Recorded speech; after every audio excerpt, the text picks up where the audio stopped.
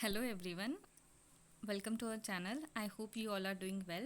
Today we are going to cover the Vision IS monthly compilation of February 2021, and in today's discussion the main focus will be on polity and governance section. Okay, polity and governance section से जितने भी news हैं वो सारा आज हम cover करेंगे. उसके साथ साथ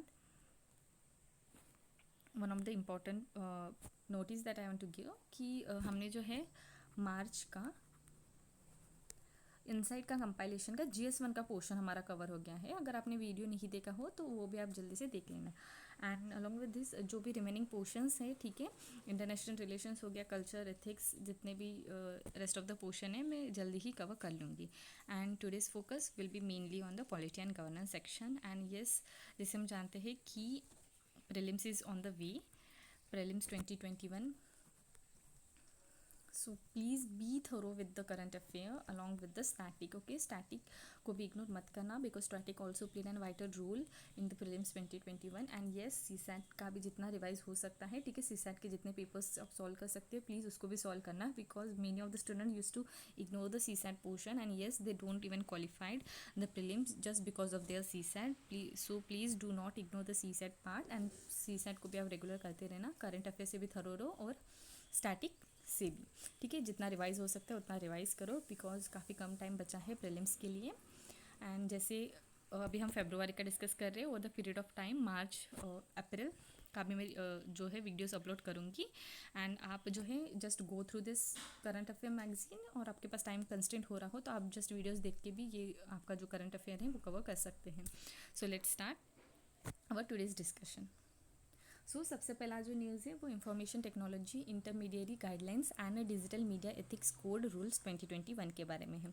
तो रिसेंटली गवर्नमेंट ने जो है इस रूल को नोटिफाई कर दिया है.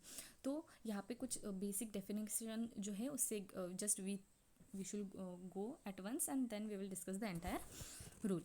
सो जैसे हम जानते हैं डिजिटल मीडिया, ठीक है, डिजिटल मीडिया आइदर इसका मीनिंग ऐसा होता है कि जो भी डिजिटल कंटेंट होता है जो ट्रांसमिट किया जाता है थ्रू द इंटरनेट और एनी कंप्यूटर नेटवर्क सिस्टम, उसको हम डिजिटल मीडिया बोलते हैं. ठीक है, तो यहाँ पे ये जो प्रोसेस होता है, ठीक है, जो कंटेंट रिसीव करना, स्टोर करना, ट्रांसमिट करना, एडिट करना या प्रोसेस करना, वो एक इंटरमीडिएरी और एक पब्लिशर जो होता है of news and current affair content उनके थ्रू किया जाता है.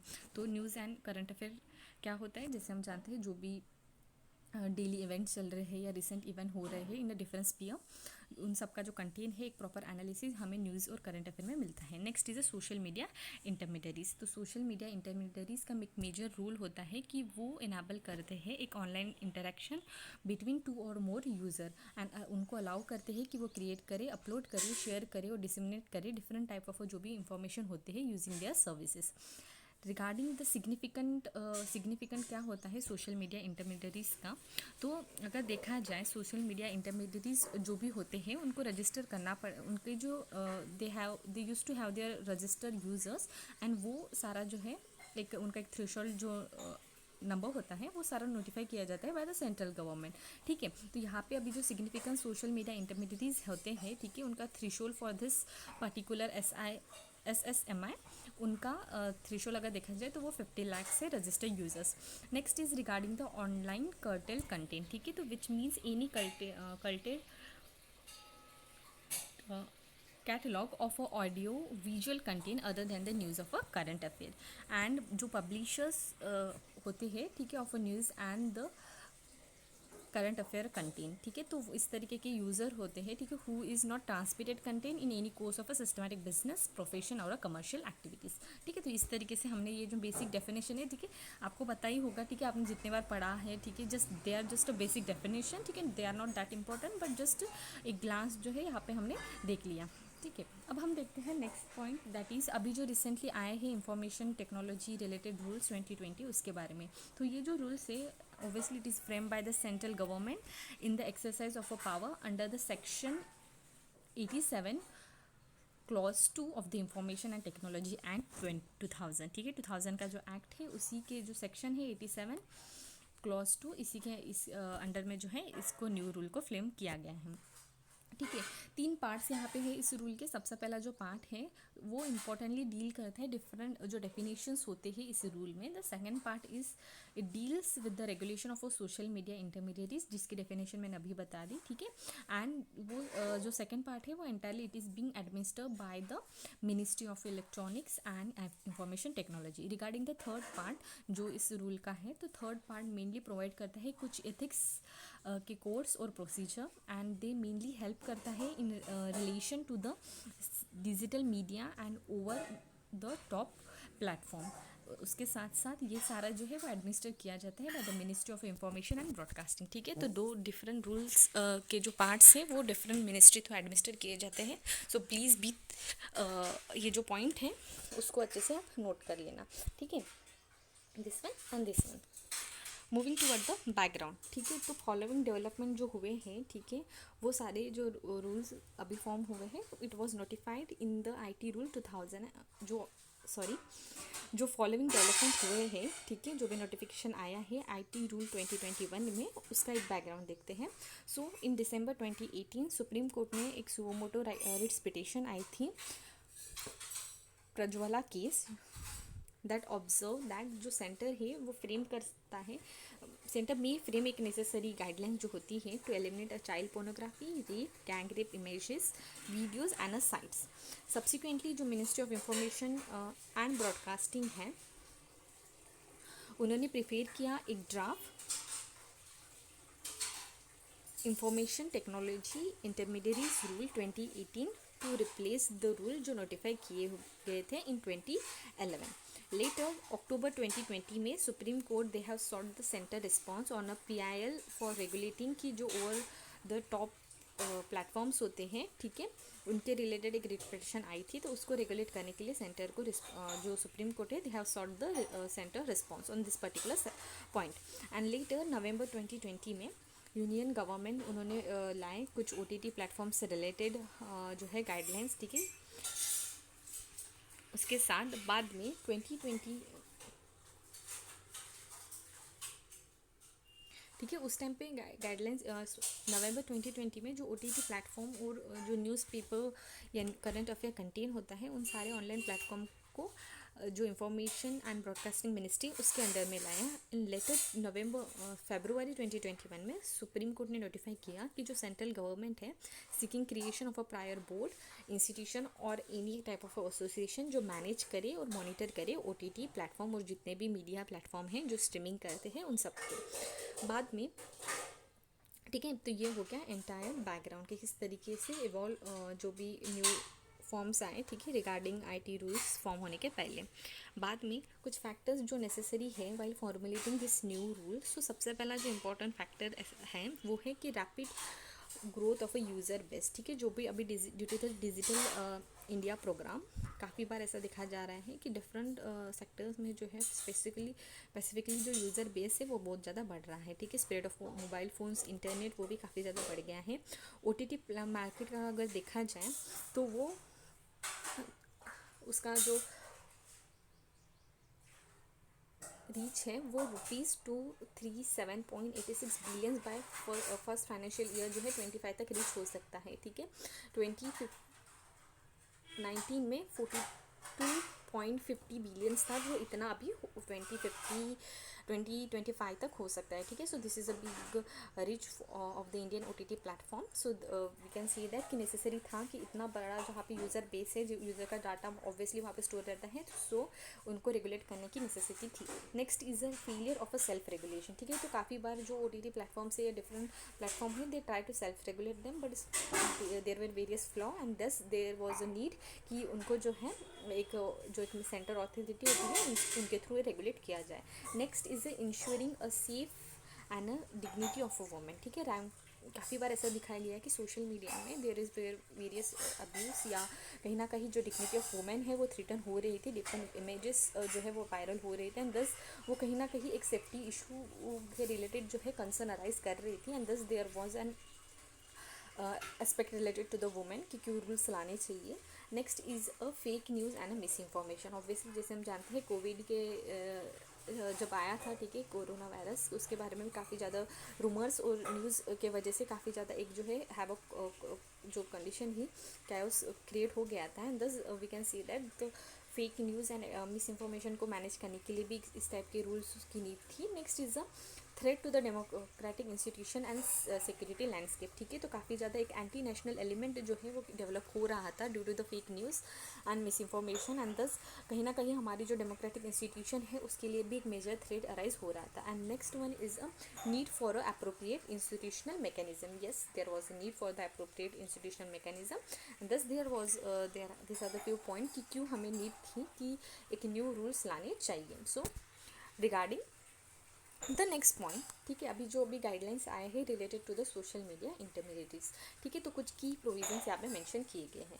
सो सबसे पहला जो की प्रोविजन है that is due diligence to be followed by the intermediaries. That is जो रूल्स प्रिस्क्राइब किए गए हैं due diligence that must be followed by the social media intermediaries, जैसे कि रिटेंशन जो होता है of a user information for the period of 180 days. ठीक है, एंड रिपोर्टिंग जो साइबर क्राइम इंसिडेंट अगर हो रहे हो, ठीक है, उनको भी रिपोर्ट करना. इस तरीके की कुछ जो है due diligence to be followed by the intermediaries. Next, ठीक है, इसी में कुछ फैक्टर्स ऐसा है कि in the case due diligence is not allowed by the intermediaries, जो safe harbour provision will not apply to them. This safe harbour provision have been defined under the section 79 of IT act, जहाँ पे इसका उसका point अगर देखा जाए, it use to protect the social media intermediaries by giving them immunity for the legal prosecution of any type of a content जो वहाँ पे किसी भी सोशल मीडिया साइट पे अपलोड किया गया हो. ठीक है, तो this is the one of the important की प्रोविजन. नेक्स्ट इज एक ग्रीवियंस रेडिरेसल मैकेनिज्म भी प्रोवाइड किया गया है. ठीक है, तो एक ग्रीवियंस ऑफिसर भी रहेगा. ठीक है, उसको अपॉइंट किया जाएगा, and that particular officer will dealt with the complaints etc. and जो grievance officer रहेगा can acknowledge the complaint within the 24 hour and it will be resolved within the period of 15 days. next is ensure करता है online safety of a dignity of a user especially the women user. ठीक है, तो कोई भी जो intermediaries जो रहते हैं, ठीक है, शैल रिमूव और डिसेबल करे access within 24 hour of the receipt. कोई भी कंप्लेंट अगर फाइल होती है तो वो कहीं ना कहीं हेल्प करेंगी for ensuring the dignity of the user, specially अगर वुमेन का कंटेक्स्ट देखा जाए तो. नेक्स्ट इज 2 कैटेगरी जो है of a social media intermediaries लाए गए हैं, that is social media intermediaries and the significant social media intermediaries. ठीक है, तो यहाँ पे 2 डिस्टिंक्शन किए गए हैं. It is done to encourage innovation और इनेबल करे एक न्यू सोशल मीडिया इंटरमीडिएटरीज को विदाउट सब्जेक्टिंग एक smaller platform to signify the complaint requirement. ठीक है, तो दोनों को डिस्टिंक्ट किया गया है. नेक्स्ट इज कुछ एडिशनल जो अगर देखा जाए due diligence to be followed in the specific significant social media intermediaries को, तो वहाँ पे कुछ स्पेसिफिक अगर एडिशनल देखा जाए इनमें क्या क्या इंक्लूडेड है, तो वो है कि अपॉइंटमेंट किया जाएगा एक चीफ कंप्लायंस ऑफिसर को, एंड अलॉन्ग विद दिस एक नोडल कॉन्टैक्ट पर्सन, ठीक है, उसका भी अपॉइंटमेंट किया जाएगा जो 24/7 कोऑर्डिनेट करेगा जो भी लॉ इन्फोर्समेंट एजेंसी है उनके साथ. एक रेसिडेंट ग्रीवियंस ऑफिसर का भी अपॉइंटमेंट है यहाँ पे, जो मेनली फंक्शन करेगा under the grievance redressal mechanism, and that particular officer वो जो है वो रेसिडेंट रहेगा इंडिया का. Publishing a monthly compiled report. ठीक है, मंथली कंपाइल्ड रिपोर्ट्स जो रहेगी, जितने भी कंप्लेंट्स आते हैं उसका डिटेल एक कंपाइलेशन बनेगा. आइडेंटिफिकेशन के लिए भी ध्यान दिया जाएगा जो भी फर्स्ट ओरिजिनेटर होते हैं पर्टिकुलर इंफॉर्मेशन के, and publication of a physical content address in India on its website and the mobile app और बोथ, एंड डिप्लॉयड किया जाएगा of technology based measures. So this are the few additional जो है यहाँ पे add किए गए हैं. नेक्स्ट इज यस, यहाँ पे और कुछ पॉइंट्स उनके एक्सपेक्ट में ऐड किए हैं. दैट इज़ एक वॉलेंटरी यूज़र वेरिफिकेशन मैकेनिज्म भी इस बार इंस्टॉल किया जाएगा. ठीक है, इसका भी प्रोविजन रहेगा. उसके साथ साथ it will give the user opportunity to be hear. ठीक है, in the case of a significant social media intermediaries remove कर रहे हैं और डिसेबल कर रहे हैं access of any type of information on their own accord, then prior intimation shall be communicated to the user notice. ठीक है, तो ये एक मेन एस्पेक्ट इस बार कवर किया है. Next, removal of unlawful information. ठीक है, जो भी अनलॉफुल इंफॉर्मेशन है जो कहीं ना कहीं एक हमारे इंडिया के सॉवरेनिटी, इंटीग्रिटी या public order, friendly relation with the foreign country उसको हार्म करता हो, तो इस टाइप के कंटेंट जो है उसको रिमूव करने का भी मेन प्रोविजन ऐड किया है. So this are the few main additional provision which are been added. Regarding कुछ जो ऑफेंसेस हमें दिखाई देते हैं इन द सोशल मीडियाज, तो उस ऑफेंसेस कौन से किस टाइप के होते हैं इस फिगर में दिए गए हैं. दैट इज सबसे पहला होता है कि जो sovereignty, integrity and security of India, उसको एक ऑफेंस कंसिडर किया जाता है अगर उसको हार्म कर रहा हो। तो friendly relation with the foreign state, public order को डिस्ट्रॉय कर रहा हो, या किसी भी टाइप का excitement of such type of offence, जो यहाँ पे ऊपर ये तीनों जो मेंशन है उसमें, ठीक है। और रेप, सेक्सुअल एक्सप्लॉइट मटेरियल और चाइल्ड सेक्स अब्यूज़ मटेरियल, ठीक है, उनको भी जो है it is consider to be punishable offence, and this are the few type of offence which are being covered. Now regarding intent benefit क्या है इन सारे प्रोविजन से, and later we will discuss the concerns associated with it. So what are the benefits? तो benefit सबसे पहला है कि जो ये जो रूल है, जो गाइडलाइंस है, they will help to empower the ordinary user on the digital platform, ठीक है। जैसे उनको ग्रीवियंस मैकेनिज्म वगैरह प्रोवाइड कर रहा है, ठीक है, तो इस तरीके से it will help to empower the ordinary user of a digital platform. Then improve कर रहा है deployment of a new technology, and जैसे कि मशीन लर्निंग का वगैरह टूल्स यूज़ करते हुए, ठीक है, they will help to tackle the sex child sex abuse images etcetera. Next, safety of the user is also being address in this new guidelines. Help law enforcement agency की वो help differently या जल्दी से जल्दी जो है identify कर पाए डिफरेंट टाइप ऑफ केसेस जो भी फर्स्ट ओरिजिनेटर थ्रू डेवलप किए जाते हैं। नेक्स्ट इज द क्लैरिफाई किया गया है रिस्पॉन्सिबिलिटी, किस पर्सन को क्या क्या जो है सेक्टर पे ध्यान देना है, ठीक है। So this are the few intent benefit. Next, what are the concern being arise? So concern are the first कि enhanced surveillance and the threat to the privacy of the user, ठीक है। तो कहीं ना कहीं encrypt message app will collect the information of the user and to trace the message back to the first originator, and thus वो कहीं ना कहीं एक मेजर कंसर्न अराइज कर रहा है both platform by both platform as well as by the government. Next, a conflict with the extraterritorial jurisdiction norms which is made under the IT Act. Under develop और एक imperfect nature जो है of in artificial intelligence का भी जो है major concern arise हो रहा है। एक सेल्फ सेंसरशिप, ठीक है, जो रिमूवल हो रहा है of a safe harbour can lead to the internal censorship by the intermediaries, ठीक है। तो वो कहीं ना कहीं इम्पैक्ट कर सकता है जो भी एक राइट टू फ्री स्पीच का एक जो वन ऑफ द पॉइंट है जो इस रूल के थ्रू लाना चाहते हैं, उसको भी इम्पैक्ट कर सकता है, ठीक है।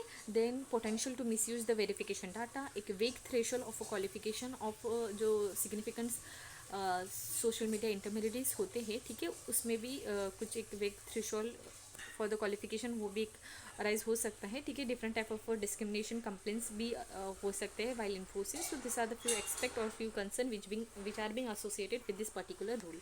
नाउ रिगार्डिंग जो गाइडलाइंस आए हैं on a digital platform and the OTT platform, ठीक है, digital media and OTT platform. So the rule establish एक soft touch of a self regulated architect and code of ethics and a 3-tier grievance redressal mechanism, ठीक है, which is publish for the OTT platform as well as a digital media, ठीक है। ये सारा notify किया गया है section 87 of IT act जो एम्पावर कर रहा है इंफॉर्मेशन एंड ब्रॉडकास्टिंग मिनिस्ट्री को for prescribing such type of rule और for implementation for this rule, ठीक है। यहाँ पे जैसे हमने बोला कि कोड ऑफ एथिक्स लाया गया है, तो कोड ऑफ एथिक्स जो है एज पर अप्लीकेबल जो रहेगा OTT प्लेटफॉर्म के लिए, तो जो भी OTT प्लेटफॉर्म्स रहेंगे वहाँ पे जो भी कंटेंट रहेगा उसको 5 एज कैटेगरी में डिवाइड किया जाएगा। एक यूनिवर्सल रहेगा, एक यूनिवर्सल जो 7+ के बीच के स्टूडेंट व्यूअर रहेंगे उनके लिए, then 13+ and 16+ and then the adult content, ठीक है। उसके साथ साथ प्लेटफॉर्म जो है विल बी रिक्वायर्ड कि वो इम्प्लीमेंट करे एक parent lock for the particular content जो अडल्ट केस में हो। Next, platform should prominently display करे एक क्लासिफिकेशन रेटिंग, ठीक है, जो भी क्लासिफिकेशन रेटिंग होती है, ठीक है, स्पेसिफिक कंटेंट या प्रोग्राम की, ठीक है, उसको भी नोटिफाई करें, ये भी इसमें मेंशन किया गया है। नेक्स्ट, जो measures has to be taken to improve the accessibility of online content by the person with a disability, उनके लिए भी ध्यान देना का एक्सपेक्ट जो है वो भी दिया यहाँ पे मेंशन है। कुछ जनरल प्रिंसिपल जो है OTT शुड नहीं ट्रांसमिट करना चाहिए, पब्लिश करना चाहिए, एग्जिबिट करना चाहिए कोई भी जो कंटेंट है जो प्रोहिबिट किया गया है अंडर एनी लॉ और एनी कोड कंसिडर करना चाहिए, टेक इनटू द कंसिडरेशन, जो एक इंडिया है एक मल्टी रेशियल या मल्टी रिलीजियस कंटेन है, तो किसी भी टाइप का जो प्रोग्राम है तो वो किसी को किसी के सेंटिमेंट को हार्म ना करे, उसका भी ध्यान रखना चाहिए। उसके साथ साथ obviously the factor of a sovereignty and the integrity of the India, उसको भी हार्म नहीं करना चाहिए। तो दिस आर द कुछ जनरल प्रिंसिपल जो है जो OTT को वाइल पब्लिशिंग एनी जो उनका प्रोग्राम है उस टाइम पे उनको ध्यान रखना चाहिए, ठीक है। Next is age applicable to the publisher of a news and a current affair on the digital media, they should be required to observe a norm of a journalistic code of a press council of India, जो press council act 1978 के अंदर में आते हैं। Programme code under the section 5 जो cable television network regulation act 1995 के अंदर में आते हैं। So this are the few act which are being also applied. Next, जैसे मैंने बोला कि 3 लेवल ग्रीवेंस मैकेनिज्म है, तो सबसे पहला जो लेवल रहेगा उसमें सेल्फ रेगुलेशन किया जाएगा बाय द पर्टिकुलर पब्लिशर, ठीक है। और जो भी ग्रीवेंस रिड्रेसल ऑफिसर को अपॉइंट किया जाएगा and they use to address that particular report decision within the 15 days। Next is the second level, ठीक है। तो सेकेंड लेवल में self regulation by the self regulating bodies of the publisher, ठीक है। And यहाँ पे क्या रहेगा, सच टाइप ऑफ बॉडी, वहाँ पे जो रिटायर्ड जज of supreme court, high court और इंडिपेंडेंट इमिनेंट पर्सन रहेगा, have not more than 6 member, ठीक है। और इन सबको रजिस्टर किया जाएगा with the INB ministry and oversee करेंगे जो भी एड्रेंस रहेंगे by the publisher of a code of ethics, ठीक है। जहाँ पे जैसे दिया है 3 tier mechanism, redressal mechanism, ministry of IB, self regulating body and publisher, ठीक है। यहाँ पे 3 लेवल्स दिए गए हैं, ठीक है। अभी थर्ड यहाँ पे जो हमने देखा वो है ओवरसाइट मैकेनिज्म, ठीक है। जैसे हमने पहला वाला देखा, ठीक है, पहला वाला ग्रीवेंस रिड्रेसल जो पब्लिशर थ्रू रहेगा। Next is a self regulation and next is a central government oversight. तो वहाँ पे जो है 3 फैक्टर कंसिडर किए गए। सबसे पहला है कि publish charter for a self regulated bodies, next issue करना ऑर्डर और directions to the publisher and third one is establish करना एक इंटर डिपार्टमेंटल कमेटी को। नेक्स्ट अदर रेगुलेशन अगर देखा जाए तो वो है blocking of information in case of emergency, ठीक है। कुछ इमरजेंसी के केस में कुछ इन्फॉर्मेशन को ब्लॉक करना and furnishing of a particular type of information. Next intent benefit, इसके क्या रहेंगे, तो इसके बेनिफिट रहेंगे जैसे यहाँ पे कुछ चाइल्ड पेरेंट लॉक वगैरह है या एज कंटेन को कैटेगराइज किया गया है तो वो कहीं ना कहीं हेल्प करेगा। नेक्स्ट इज गवर्नमेंट का भी रेगुलेशन रहेगा 3 tier मैकेनिज्म रहने की वजह से, तो वो भी एक फ्रंट में बहुत ज़्यादा हेल्पफुल रह सकता है। उसके साथ साथ code of ethics can regulate and enhance करेगा जो भी क्वालिटी एंड न्यूज़ होते हैं उनके। एंड नेक्स्ट कुछ concerns, obviously there are arising some concerns regarding this. तो कंसर्न क्या है कि इम्पैक्ट हो सकता है इंडिया के सिनेमा और टेलीविज़न पे, ठीक है। तो OTT प्लेटफॉर्म का जो ज़्यादा अभी यूज़ दिखाई दे रहा है तो कहीं ना कहीं जो इंडियन के सिनेमा है या टेलीविज़न है उसको हार्म कर सकता है। नेक्स्ट इज एक unfair competition on a small digital media houses, वो एक पॉइंट एक्सपेक्ट कंसिडर कर सकते हैं। Next is the regulation of a foreign news media, ठीक है। इफ़ ए डिजिटल मीडिया जो न्यूज़ मीडिया है organisation make it contain available in India in a systematic और a continue manner में the provision of intermediaries जो bill है will apply to them. However, it is unclear कि how जो foreign news media organization है वो किस तरीके से रेगुलेट होंगे, तो वो एक प्रॉपर रेगुलेशन का एस्पेक्ट अनक्लियर होने की वजह से कंसर्न अराइज हो रहा है। नेक्स्ट इज जो forcing self censorship is one of the point, ठीक है। excessive government control over the digital media and OTT platform and lack of a punitive measures for the violators. So these are the few concern being arise. यहाँ पे एक rule यहाँ पे conclusion दिया है कि even though these rules are obviously with a few concerns but we can say that this effort may be lead to the positive result, ठीक है। इस तरीके से आप कंक्लूड कर सकते हो, ठीक है। अब हम देखते हैं रिगार्डिंग द सेकेंड न्यूज़, ठीक है। अभी हमने जो फर्स्ट न्यूज़ है जो भी new information technology related guidelines आए हैं उसको सब कवर कर लिया, ठीक है। अब हम देखते हैं सेडिशन लॉ इन इंडिया, ठीक है। तो सुप्रीम कोर्ट ने recently they have reject a bill which was urging it to examine the constitutional validity, जो सेक्शन 124A ऑफ IPC में मेंशन है which mainly deals with the sedition. तो regarding background, तो जो लॉ है was originally draft किया गया था इन 1837 बाय द थॉमस मैक्यूले, जो एक ब्रिटिश के historian and politician but was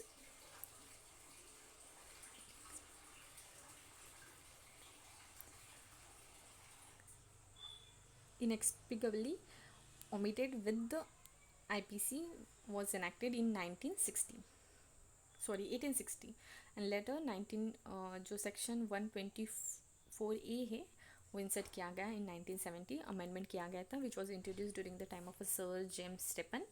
and further first case जो है वो रजिस्टर्ड किया गया 1891 में, जब जोजेंद्र चंद्र बोस जो एडिटर थे of a newspaper Bangobasi was published for the was book for publishing an article जो क्रिटिसाइज कर रहा था age of a consent bill को. ठीक है, तो फर्स्ट टाइम पे उस उनके अगेंस्ट में जो है सेडिशन का जो है रिलेटेड फर्स्ट केस रजिस्टर्ड हुआ था 1891 में.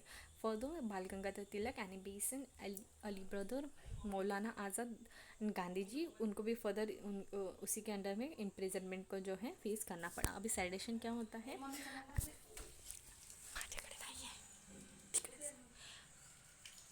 अबाउट सेडेशन देखा जाए तो इंडियन पेनल कोड जो है उनके अंडर में डिफाइन किया है सेडेशन एज अ ऑफेंस जो कमिट किया गया है, committed when any person bring और attempt to bring any type of a hatred और अ कंटेम और एक्साइटेड और attempt to excite disaffection towards the government either by written format or spoken format, any sign और एक visible representations, इस type का जो भी कंटेंट होता है उनको सेडेशन जो है बोला जाता है. नेक्स्ट डिसइंफेक्शन, यहाँ पे जो एक पॉइंट है, ठीक है, excite the disinfection towards the government. तो डिसइंफेक्शन इंक्लूड करता है जो भी डिसलॉयल्टी होती है या all feeling of a Amity. So this is the regarding disinfection. Now इसको जो है एक नॉन बेलेबल ऑफेंस कंसिडर किया जाता है.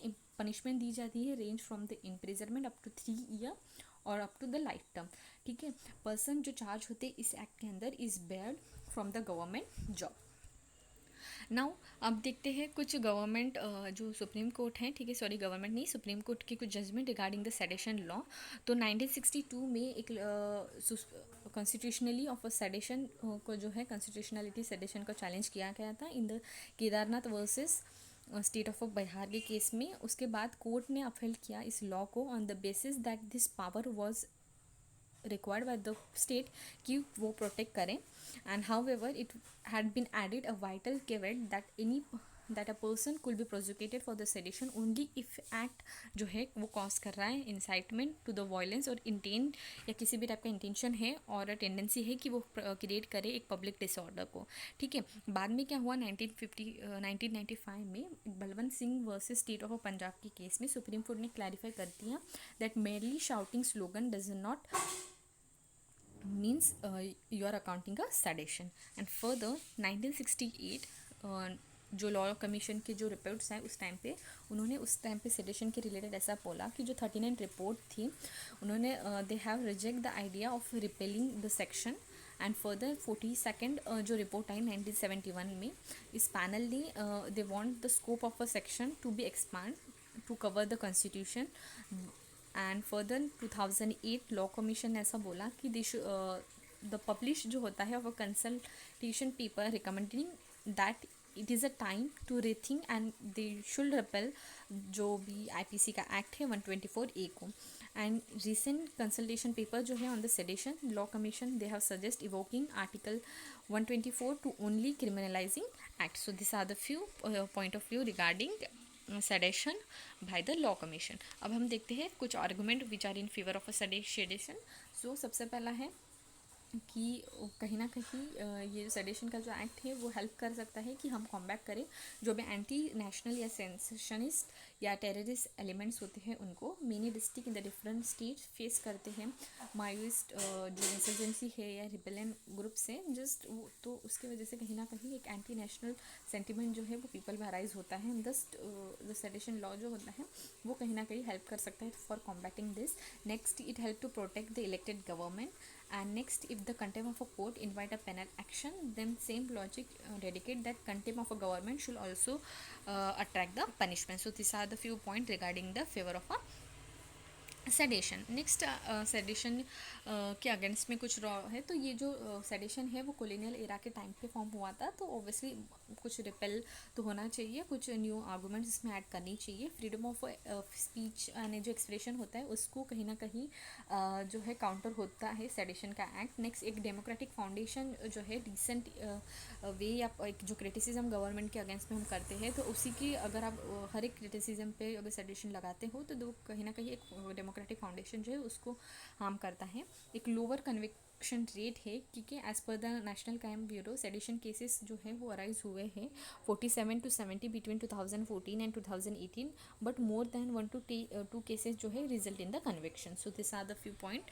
एंड उसके साथ साथ एक vague provision of a sedition law जो मेंशन है, जैसे कि डिसइंफेक्शन टाइप का एक वेग, मतलब जो वर्ड यूज है उसको डिफरेंट टाइप ऑफ इंटरप्रिटेशन हो सकते हैं according to the whims and fancy of the particular investigation officer. So this are the एक concern. Next is a other legal measures जो है for the offence against the state, and एक perception of the law का expect, and उसके साथ साथ inconsistent with the international convention. ठीक है, जो 1971 में इंडिया ने रेटिफाई किया था international convention of the civil and political right, तो उसको कहीं ना कहीं जो वो वहाँ पे जो स्टैंडर्ड्स मेंशन है for protection the of freedom and expression, उसको भी कहीं ना कहीं जो है कॉन्ट्रैक्ट होता है। This are the few point which are against the sedition. Moving toward the way forward, तो वे फॉरवर्ड इस तरीके के साथ दिया है कि एक less the harmful impact of using arrest and the custody should be ensure. एक नॉन कॉग्निजेबल ऑफेंस को कंसिडर किया करना चाहिए। Burden of a proof in case of a hate speech, it is important कि वो रेस करे burden of a proof जिसके भी ऊपर जो है क्लेम लगाया है, जिसके भी ऊपर जो भी है, ठीक है, केस किया गया है। प्रिवेंट करें मैलिशियस कंप्लेंट्स को, और education law enforcement agency. So this are the few way forward regarding the conclusion. in a abundance clear that freedom of speech and expression within the Indian legal tradition include within the ambit of any criticism, dissent and a protest. Dissent act जो है act करता है, decent जो है वो act करता है as a safety valve of a vibrant democracy. So उसका जो freedom of speech and expression है उसको प्रॉपरली बैलेंस करना चाहिए अलॉन्ग विद द सेडेशन या जो भी उन पे रेस्ट्रिक्शन ला गए हैं। ठीक है, तो एक प्रॉपर बैलेंस जो है बनाते हुए लॉ को इम्प्लीमेंट करना चाहिए, ऐसा यहाँ पे कंक्लूजन मेंशन है। Next, the pardoning power of a president and the government. The recently development has brought the spotlight back on the conviction of a Rajiv Gandhi assassination case with an authority passing the bunk on who will be decide the peel of the release। Regarding the background अगर देखा जाए तो जो former prime minister थे राजीव गांधी, उनका assassination हुआ था in the bomb explosion Tamil Nadu 1991 में। 7 कन्विक्ट जो है दे वे are serving a life term in their case. 1999 में सुप्रीम कोर्ट ने सेंटेंस किया 4 of them to the death and 3 को life time imprisonment. And further 2000 में जो डेथ सेंटेंस थे of a one Nalini was committed to the life, and further 2014 में SC ने commit किया द अदर 3 जो डेथ सेंटेंस थे including that of a Perarivalan. 2015 में जो पेरियावलन थे they filed pardoning plea before the Tamil Nadu governor, and further 2018 में supreme court asked the governor कि वो डिसाइड करें the pardoning plea as it deem fit और not. And further supreme court ने ऐसा भी ऑर्डर किया कि जो तमिलनाडु की कैबिनेट है they have recommended to the governor to release the Periyavalan and other 6। Governor, however, has not acted on the recommendation from over last 2 years. And further, recently, Supreme Court accused that Center has accused that Supreme Court जो है that जो तमिलनाडु के governor है was set to take a call on the release of a पेरियावलन, and however later जो governor है उनका office left the decision on a pardon on all the convict in case of a president. So this was the entire background. ठीक है, तो अभी जैसे हम जानते हैं कि यहाँ पे काफ़ी बार पार्डनिंग का वर्ड आया है। ठीक है, तो president as well as governor को पावर होती है कि वो पार्डन कर सकते हैं किसी भी टाइप के पनिशमेंट को। ठीक है, एंड अभी कुछ एक कंपैरिजन देखते हैं और क्या डिफरेंशिएशन क्या डिफरेंट होता है गवर्नर के और प्रेसिडेंट के पावर, पार्डनिंग पावर के यहाँ पे। तो प्रेसिडेंट का अगर देखा जाए तो जो आर्टिकल नंबर 72 है वो एम्पावर करता है प्रेसिडेंट को कि वो ग्रांट करे पार्डन। ठीक है, एंड जो पनिशमेंट होती है or the sentence in any offense against the union law, punishment of और the sentence in the court martial and sentence of a death, इन तीनों के यहाँ पे जो है एस्पेक्ट में president can use the pardoning power. Governor का अगर देखा जाए आर्टिकल नंबर 161 के अंदर गवर्नर को पार्डनिंग की पावर होती है, तो बट पार्डनिंग पावर जो गवर्नर और प्रेसिडेंट की होती है वो कहीं ना कहीं डिफर करती है। तो जो प्रेसिडेंट होती है वो पार्डन कर सकते हैं in the marital court, but governor को इस केस में नहीं होता है। उसके साथ साथ पार्डन कर सकते हैं जो भी सेंटेंस होता है ऑफ अ डेट का, पर प्रेसिडेंट पर गवर्नर पार्डनिंग पावर यूज़ नहीं कर सकते इन case of a death sentence. तो दिस आर द डिफरेंस। उसके साथ साथ कुछ और जो है यहाँ पे जैसे हमने बोला है पार्डनिंग पावर, तो पार्डन में कौन से पावर्स आते हैं, तो सबसे पहला पार्डन, ठीक है, विच मीन्स हम रिमूव कर सकते हैं both the sentence and the conviction and completely absolve कर सकते हैं जो भी डिस्क्वालिफिकेशन या जो भी पनिशमेंट उस पर्टिकुलर पर्सन को दी गई हो। Next is a commutation. तो कम्यूटेशन में क्या होता है, इट डिनोट कि सब्स्टिट्यूशन किया जाता है of one from of a punishment to the lighter form, ठीक है। जैसे किसी को डेथ सेंटेंस दिया गया हो तो उसको अगर लाइफ इम्प्रिजनमेंट इस तरीके का जो दूसरे पनिशमेंट जो उससे कम जो है सीवियर हो उस तरीके की दी जाती है। Next is a remission. Remission implies करता है कि रिड्यूस करते हैं the period of a sentence without changing it character, ठीक है। तो अगर किसी को 10 साल की सजा हो तो उसको 5 साल की जाती है। इस तरीके का जो रिडक्शन ऑफ अ पनिशमेंट होता है उसको हम रिमिशन बोलते हैं। Next is a respite. Respite it denote करता है awarding a lesser sentence in place of a one original award due to the some special fact, ठीक है। तो लेसर सेंटेंस दी जाती है कुछ स्पेशल फैक्ट की वजह से, जैसे कि जो भी कन्विक्ट हो अगर वो प्रेग्नेंट हो या किसी भी टाइप की डिसेबिलिटी हो उनको, इस टाइप के केसेस में कुछ लेसर पनिशमेंट दी जाती है just due to the their special factor, उसको हम रिस्पेक्ट बोलते हैं। Next is a reprieve. Reprieve ये इम्प्लाई करता है the stay on the execution for the temporary period, so this are the pardoning power, ठीक है। तो ये सारे पावर्स प्रेसिडेंट गवर्नर के पास भी होते हैं, बट जैसे मैंने बोला कि डेथ सेंटेंस का जो एस्पेक्ट होता है वो गवर्नर के यहाँ पे कवर नहीं किया जाता है। अब देखते हैं next news, registered unrecognised party. तो recently the report by the association for democratic reform, उन्होंने प्रेजेंट किया है survey finding on registered unrecognised political party. इस रिपोर्ट में उनको पता चला है कि 97% ऑफ अ पार्टीज जो है they are unrecognise out of 2360 political parties जो रिकॉग्नाइज किए गए हैं अंडर द इलेक्शन कमीशन। उसके बाद जो रिपोर्ट है उसमें ऐसा भी पता चला है कि जो नंबर ऑफ दिस पार्टीज़ जो अनरिकॉग्नाइज है उसका जो नंबर है वो बहुत ज़्यादा बढ़ गया है फ्रॉम द लास्ट 10 ईयर, ठीक है। 2010 में 1112 थे, तो अभी जो है 2019 में 2301 हो गए हैं। Next contribution report are not available despite जो इलेक्शन कमीशन के गाइडलाइंस है कि वो सबमिट करनी चाहिए जो भी उनका कंट्रीब्यूशन रिपोर्ट होती है टू द स्पेसिफिक जो respective state election chief electoral office होते हैं, बट कंट्रीब्यूशन रिपोर्ट जो है ऑफ ओनली 78 जो है जो भी रजिस्टर्ड अनरिकॉग्नाइज पॉलिटिकल पार्टी वो अवेलेबल है in the public domain. And next is a source of a donation, ठीक है। तो 16.07 of the total donation were made by the corporate business sectors, while individual donation अगर देखा जाए तो वो 81.69 हो है in the last 2 year, that is 2017 to 2019. so these are the few key finding जो रिपोर्ट है उसमें हमें पता चली है, जो रिपोर्ट लॉन्च की गई है by the association for the democratic reform, एक NGO है। नेक्स्ट क्राइटेरिया क्या होते हैं रिकॉग्नाइज और अनरिकॉग्नाइज पॉलिटिकल पार्टी के। तो सबसे पहला जो रिकॉग्नाइज पॉलिटिकल पार्टी होती हैं वो सब रजिस्टर किए जाते हैं, ठीक है। जो इलेक्शन कमीशन ऑफ इंडिया होता है they use to register the political party and grant them and recognise them as a national और the state party on the basis of the poll performance, ठीक है।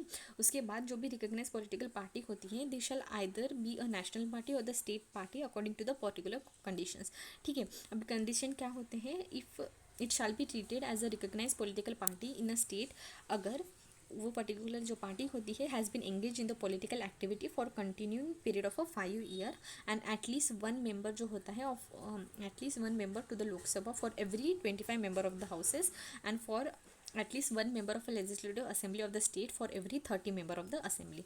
उसके साथ सेकेंड कंडीशन अगर देखे जाए जो total number of a valid votes होते हैं, poll is not less than 6% at such election, general election in the state. And third condition है कि जो लोकल जो पॉलिटिकल पार्टी होती है, it is treated as a recognise political party in 4 और more state, उनको रिकग्नाइज किया जाता है एज ए नेशनल पार्टी। ठीक है, तो ये हो गया सारा रिकग्नाइज पॉलिटिकल पार्टी के एस्पेक्ट या क्राइटेरियाज। नेक्स्ट, जो रजिस्टर अनरिकग्नाइज पॉलिटिकल पार्टी होते हैं, आइदर न्यूली रजिस्टर्ड पार्टी होते हैं, उसके साथ साथ those who does not secure enough percentage of a vote in the general assembly to become a state party, and those who have never concept election since, जब से वो register किए गए हैं, तो उनको हम रजिस्टर अनरिकग्नाइज पॉलिटिकल पार्टी बोलते हैं।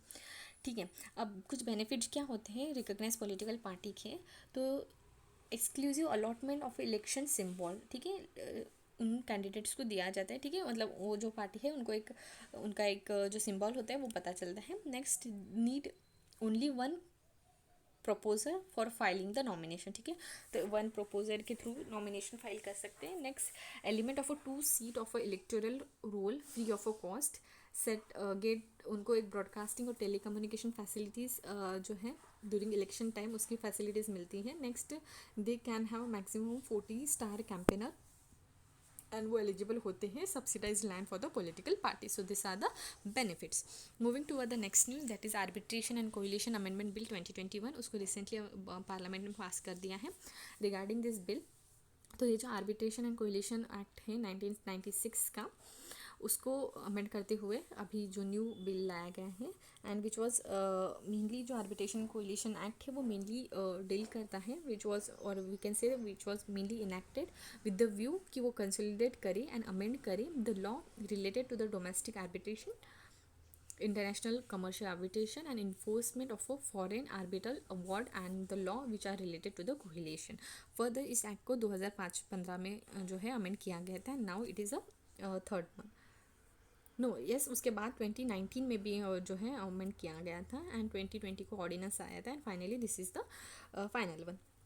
ठीक है, तो जब 2015 में उसको अमेंड किया गया था, तो उस टाइम पे to make the arbitration process more user friendly, cost effective and ensure करे एक स्पीडी डिस्पोजल, ठीक है, उसके लिए। एंड नेक्स्ट 2019 में प्रमोट करे institutional arbitration in the country, and further 2020 में जो ऑर्डिनेंस आया था which was brought to ensure that all जो स्टेक होल्डर्स होते हैं, stake holder parties get an opportunity कि वो सीख कर एक unconditional stay on the enforcement of a tribunal, sorry arbitral award के लिए। ठीक है, तो अभी हम देखते हैं कि इस बार के जो 2020 के बिल में क्या क्या प्रोविजन ऐड किया है। ठीक है, तो सबसे पहला है ग्रांट किया गया है एक unconditional stay on the enforcement of arbitral award, and omit किया है जो इनिशियल शेड्यूल था 8th schedule of the act, जो ले डाउन करता था कुछ qualification, experience and the norm of accreditation और आर्बिट्रेशन, उसको ओमिट कर दिया गया है, एंड स्पेसिफाई किया है by the regulation the qualification, experience and the norm for accreditation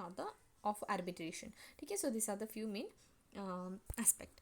उसके साथ साथ कुछ जो की प्रोविजंस हैं, तो automatic stay on a award. ठीक है, तो बिल ने इस बार क्लैरिफाई कर दिया है कि स्टे लगा सकते हैं on the arbitral award may be grant by the court even during the pendency of the setting aside the application. ठीक है, तो ये जो है प्रेजेंटली अगर देखा जाए 1996 का जो एक्ट है वो अलाउ करता है एक पार्टी को कि वो फाइल करे application to set aside on a arbitral award, and further 2015 के एक्ट में एन ऑटोमेटिक स्टे जो है will not be granted, but this time automatic stay on the award has been granted. Next is a qualification of arbitrate bill ने इस बार जो है, मैंने जैसे पहले ही बोला कि जो शेड्यूल 8 फॉर द आर्बिट्रेटर है उसको जो है रिमूव कर दिया है। तो इनिशियल जो था 1996 का एक्ट, उसमें स्पेसिफाई किया गया था certain qualification, experience and accreditation norms for the arbitrator in a separate 8 schedule, and further इस बार जो 8 शेड्यूल वाला प्रोविजन है उसको रिमूव कर दिया है। ठीक है, and according to the 8 schedule जो इनिशियल था, आर्बिट्रेटर मस्ट एन एडवोकेट जो अंडर एडवोकेट एक्ट 1961 के अंडर में हो with 10 year of experience and officer of a Indian legal service among them. So this are the few provisions. यहाँ पे और एक बॉक्स दिया है, वहाँ पे मेंशन किया है कि एक अल्टरनेटिव डिस्प्यूट रिजोल्यूशन मैकेनिज्म। ठीक है, तो आर्बिट्रेशन एंड कोलिशन जो है एक अल्टरनेटिव डिस्प्यूट रिजोल्यूशन मैकेनिज्म है जो हेल्प करता है to solve a dispute and use for settlement without any litigation. जो EDR होता है, अल्टरनेटिव डिस्प्यूट रिजोल्यूशन मैकेनिज्म, वो फैसिलिटेट करता है पार्टीज़ को कि वो डील करे with the underlining issues in the dispute in more effective manner and also help to increase the efficiency.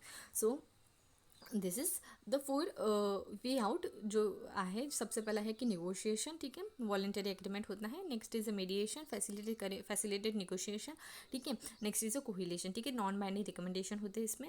And the next one is a arbitration, ठीक है, binding award होता है. So this are the few alternate dispute resolution and yes we discuss about the arbitration here. तो इस bill का भी क्या जो है इम्पैक्ट रहेगा. तो सबसे पहला है कि ये जो बिल है obviously it will help to check the frauds and the corruptions in this particular aspect and it will also help to promote the India as a hub of a commercial arbitration, ठीक है. by omitting the schedule 8 it will provide a greater flexibility and promote करेगा India as a hub of international commercial arbitration by attracting a eminent arbitrator in the country.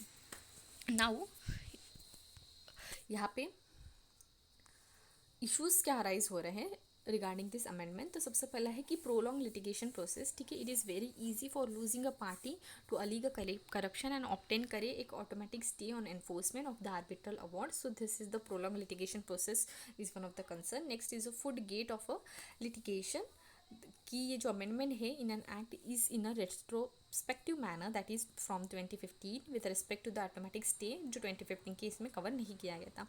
Bill जो है does not define fraud और corruption and yes ये जो bill है will affect enforcement of a contract and ultimately affect कर सकता है ease of doing business in India. So this are the few issues proposed in the amendment which are seen in the propose amendment, ठीक है. यहाँ पे और एक box है जहाँ पे मेंशन किया गया है आर्बिट्रेशन काउंसिल ऑफ इंडिया. तो arbitration and conciliation amendment bill 2019 जो था they it seeks for the establishment of such type of independent body जिसका नेम है that is arbitration council of India. ये जो आर्बिट्रेशन काउंसिल ऑफ इंडिया है is set for grading and arbitral institution and accreditation जो होता है of arbitrator, ठीक है. उसमें एक चेयरपर्सन रहेगा एंड ये जो चेयरपर्सन रहेगा वो जज रहेगा ऑफ अ सुप्रीम कोर्ट और द चीफ जस्टिस और द जज ऑफ अ हाई कोर्ट और द इमिनेंट पर्सन जो अपॉइंट किया जाएगा बाय द सेंट्रल गवर्नमेंट, ठीक है. 2 फुल टाइम मेंबर्स रहेंगे एंड उसके साथ साथ eminent arbitration practitioners and academicians and 1 representative रहेगा from the recognized body of a commerce and a industry. Secretary Department of Legal जो है Affairs, Ministry of Law and Justice, Secretary Department of Expenditure, Ministry of Finance and Chief Executive Officer ACI will also be the ex officio member. So these are the few composition regarding the Arbitration Council of India. अब हम देखते हैं इसका conclusion, ठीक है. तो इस ये जो बिल है obviously India continue to remain laddered at 163rd place among 190 countries according to the World Bank ease of doing business report when it come to the enforcement of the contract. and hence ये जो bill है it we can say that it is in the right direction कि वो address कर पाए जो भी issues हैं for by facilitating a quick enforcement of a contract, easy recovery हो जो भी monetary claims होते हैं इस टाइप के जितने भी problems है, ठीक है, particular इस aspect में. तो उन सबको address करने के लिए ये जो bill है it has been in the right track. at the same time court जो है will have to be cautious in formation of a test or in the formulating a test for granting an unconditional stay in the operation of the award and therefore fraud and corruption जो है in the underlying contract could potentially be examined and decide करे on a various stages before जो tribunal है उसका setup करने के पहले. and these are the conclusion points. So in this way we have concluded our today's discussion. Take care. Thank you.